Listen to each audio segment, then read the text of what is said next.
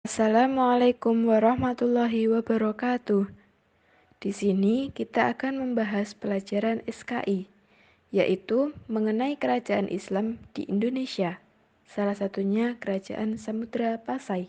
Proses berdirinya Kerajaan Samudra Pasai. Kerajaan Samudra Pasai merupakan kerajaan Islam pertama yang ada di Indonesia, tepatnya di kota Lok Samowe, Aceh. Kerajaan ini berdiri jauh sebelum Belanda datang ke Indonesia dan pertama kali didirikan pada tahun 1267 Masehi oleh Meurasilu. Menurut catatan sejarah, pendirian Kerajaan Samudra Pasai diawali dengan penaklukan kerajaan Hindu dan Buddha di Aceh oleh Laksamana Laut Nazimuddin Al-Kamil. Nazimuddin berhasil menguasai daerah yang terkenal subur dengan nama Pasai. Di daerah yang subur itulah Nazimuddin membangun kerajaan Pasai, tepatnya di muara Sungai Pasai pada tahun 1128 Masehi. Setelah Nazimuddin Al-Kamil wafat dan Pasai dikuasai oleh Laksamana Johan Jani dari Pulau W, dinasti Mamaluk yang menggantikan dinasti Fatimiyah berniat untuk merebut kerajaan pendahulunya. Mereka kemudian mengutus pendakwah bernama Syekh Ismail dan Fakir Muhammad yang sebelumnya berdakwah di pantai barat India untuk ke Pasai. Di Pasai, dua pendakwah tersebut bertemu dengan Meurasilu, salah satu anggota angkatan perang kerajaan Pasai. Syekh Ismail dan Fakir Muhammad berhasil membujuk Meurasilu untuk memeluk Islam dan mendirikan kerajaan Samudra demi mendandingi Pasai. Akhirnya, Meurasilu masuk Islam dengan gelar Sultan Malik As-Saleh dan menjadi raja pertama kerajaan Samudra. Kerajaan Samudra terletak di kiri dari Sungai Pasai menghadap ke arah Selat Malaka. Sultan Malik As-Saleh kemudian menikah dengan Putri Ganggang Sari, keturunan Sultan Aladin Muhammad Amin dari Kerajaan Perlak. Sejak saat itulah dua kerajaan Islam ini bergabung menjadi Kerajaan Samudra Pasai. Nama Samudra Pasai sebenarnya adalah Samudra Aca Pasai, yang berarti Kerajaan Samudra yang baik dengan ibu kota di Pasai. Sultan-sultan yang pernah memimpin Samudra Pasai. Yang pertama, Sultan Malik Al-Saleh. Ia mulai memimpin pada tahun 1267 sampai 1297. Yang kedua, Sultan Malik Az-Zahir. Ia mulai memimpin pada tahun 1297 sampai 1326. Yang ketiga, Sultan Ahmad I. Ia memimpin pada periode 1326. Yang keempat, Sultan Al-Malik Az-Zahir II. Ia memimpin pada periode 1349. 5. Sultan Zainal Abidin I.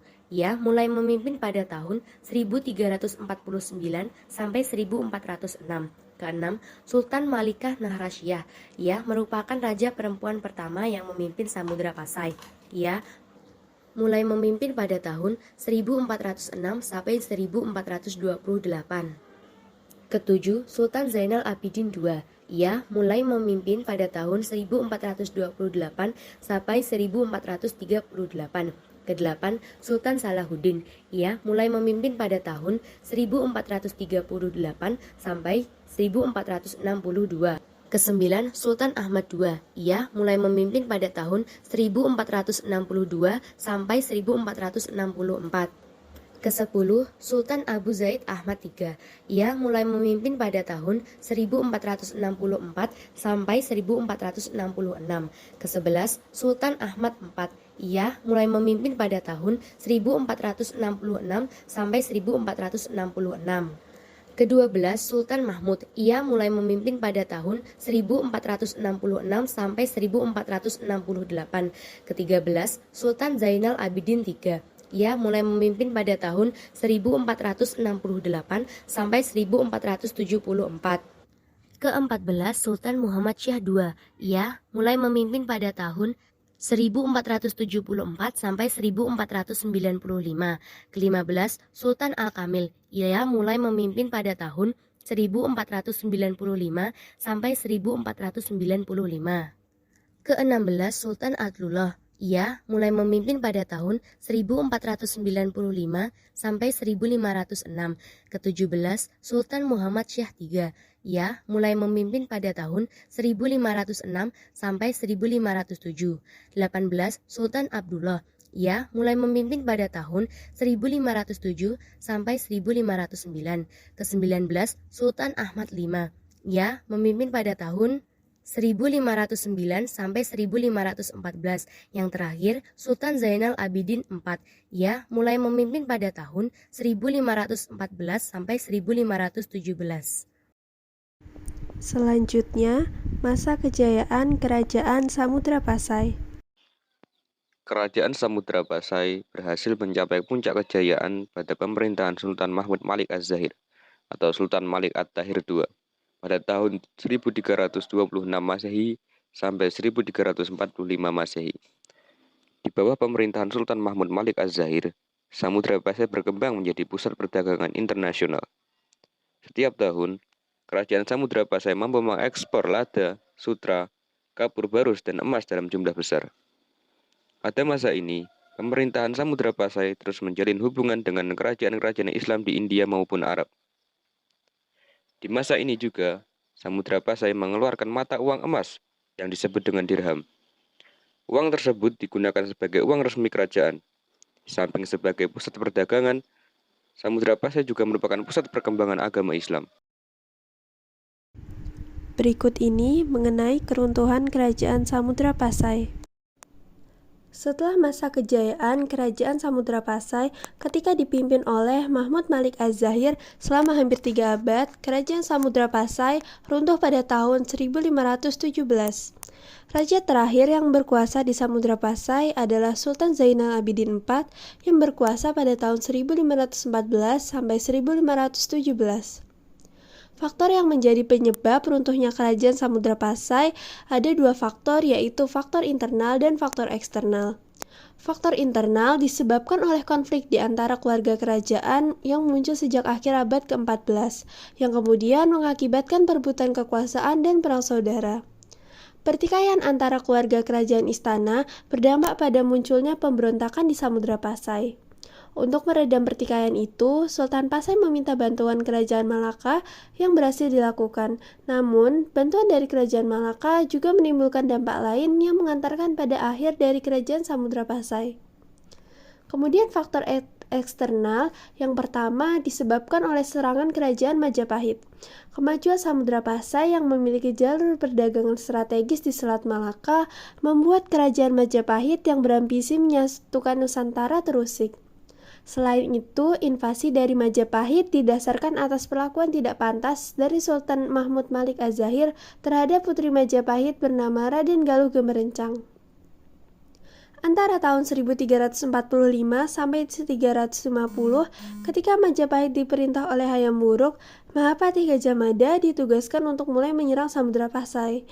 Majapahit awalnya menyerang ke perbatasan Perlak dan menemui kegagalan karena dikawal ketat oleh Samudra Pasai yang telah mendengar rencana serangan dari Jawa.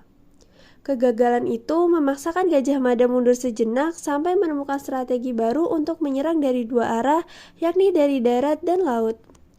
Meski serangan darat gagal menembus pertahanan Samudra Pasai, invasi lewat laut berhasil membawa pasukan Gajah Mada sampai istana. Serangan Majapahit membuat pengaruh Kerajaan Samudra Pasai semakin surut.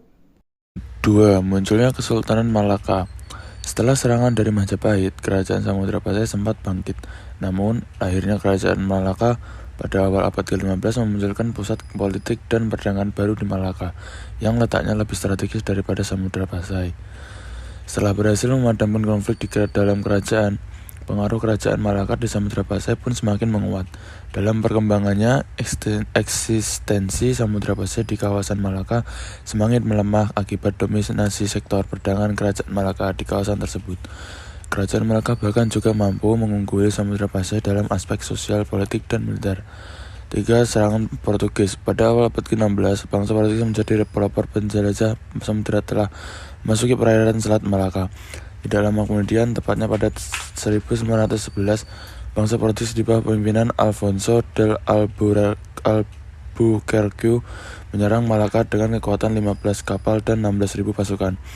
Setelah Malaka takluk, Portugis kemudian menguasai wilayah-wilayah strategis yang menjadi pusat perdagangan di kawasan Selat Malaka, termasuk daerah Samudra Pasai. Penguasaan Portugis atas sebagian besar wilayah Samudra Pasai menandai keruntuhan kerajaan. Selanjutnya, kerajaan Aceh Darussalam yang belum lama berdiri dan tengah mengalami perkembangan berhasil mematahkan dominasi Portugis. Wilayah kerajaan Samudra Pasai yang telah runtuh akibat serangan Portugis kemudian jatuh ke tangan Kesultanan Aceh. Sekian dari kelompok kami tentang sejarah Kerajaan Samudra Pasai. Terima kasih telah menyaksikan.